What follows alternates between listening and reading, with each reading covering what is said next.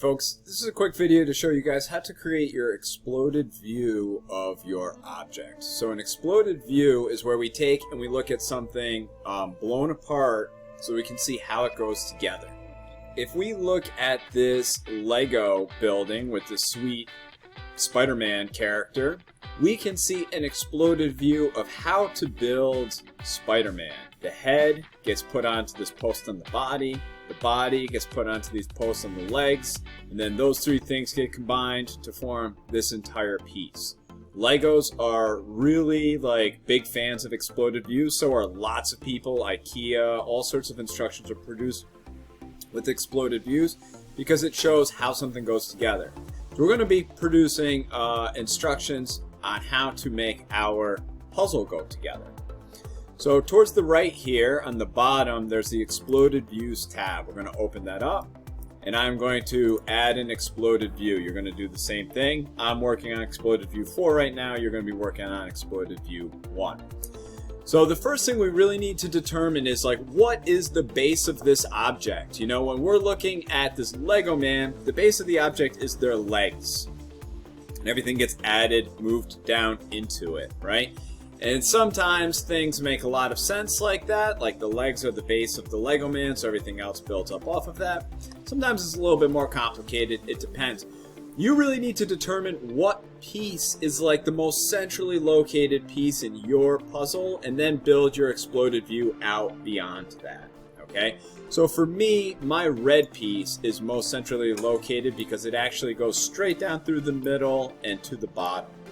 So I'm going to make everything else build off of my red piece. So I'm not going to move my red piece at all. Everything else is going to move around it. And I want to move things around it in a logical progression so that we can follow it back in again. So for instance, my gray piece honestly should really get slid into this object, something like that. So I'm going to pull my gray piece out. I want there to be white space between your pieces, okay? So there should be a white space between here and here. And you can see over here, it's asking me how far do you want to drag this thing out? So you can either just drag it out and say that's good, or you can set this to be a more precise number, 1.6 inches, which is basically where I was at, except it's rounded off to the nearest 10th. Okay, so that's a pretty good place for that to be, I think. My blue piece can kind of slide towards the back. So again, as I'm looking at this from the isometric view, which is where you're going to be looking at it later on. Oops, I forgot. I'm going to drag this out, and again, it's 1.6 inches. 1.6, enter. I'm going to hit the checkbox. Now I'm ready to move on to my next piece. I'm going to grab my blue piece. This is going to get slid towards the back, and again, I want some white space between my parts. Again, that's 1.512, so I'm just going to change it to be 1.5. I can go back and edit these later on too. And again, I'm going to hit the checkbox. Now my teal one, kind of builds in from the side here or from the front. Either way, it doesn't really matter.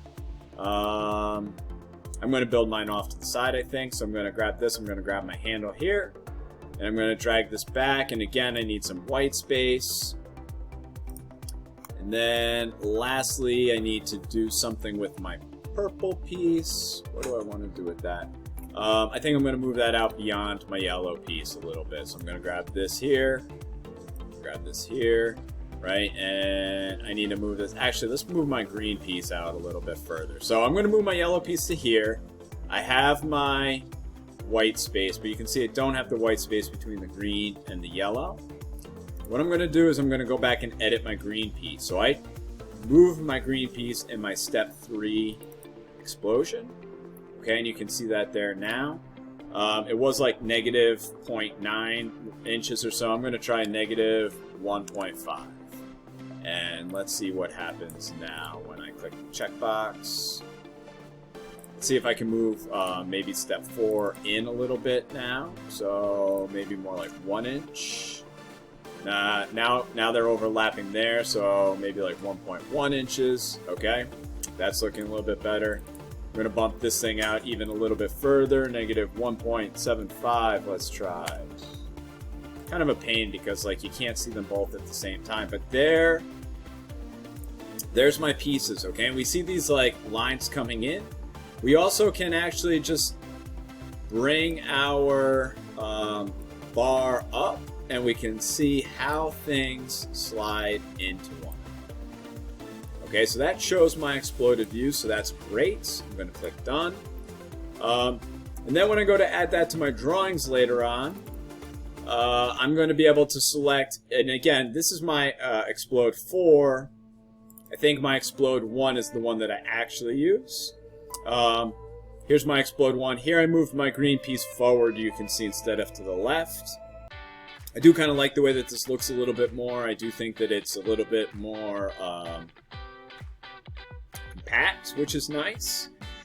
But when I take this later on in my drawing, it's going to get attached in here. And when you watch my lesson on drawings, it's going to show you how to do that too. But you can see now in my drawing that I have my exploded view, and I have part balloons and part lists associated with that too. And again, there's going to be more on that when you watch my lesson on creating the drawings for this activity.